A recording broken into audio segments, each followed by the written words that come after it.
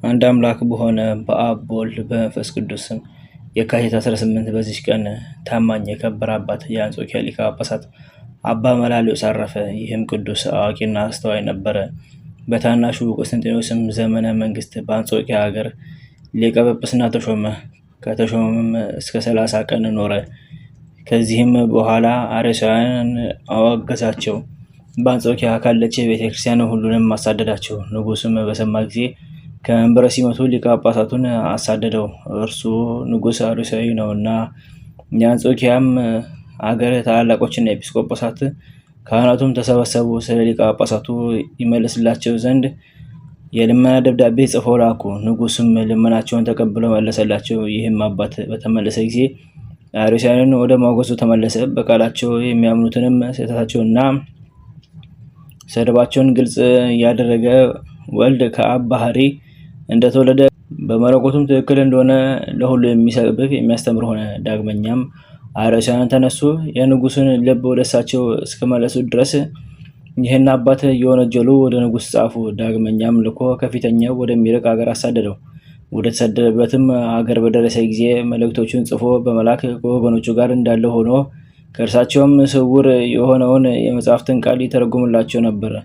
በአንጾኪያ ላሉ መንጋዎችም ይደርስላቸዋል። አዋቂዎች የሆኑ ኤጲስቆጶሳትንና ቀሳውስትን ልዩ በሆነች ሶስትነት 318ቱ አባቶቻችን ያስተማሯትን የቀናች ሃይማኖት እንዲያስተምሩ ያዛቸዋል። እንዲህም እያደረገ እስካረፈበት ቀን ድረስ በተሰደደበት ብዙ ዘመናት ኖረ። ዮሐንስ አፈወርቅም አመስግኖታል። የምስጋና ድርሰቶችንም ደረሰለት። ስለ ቀናች ሃይማኖትም ብዙ መከራ ስለደረሰበትም ክብሩና ግርማው ከከበሩ ሐዋርያት ክብር እንደማይጎድል ተናገረ። ለእግዚአብሔር ምስጋና ይሁን፣ እኛንም በጸሎት ይማረን፣ በረከቱም ከኛ ጋር ትኑር ለዘላለሙ አሜን።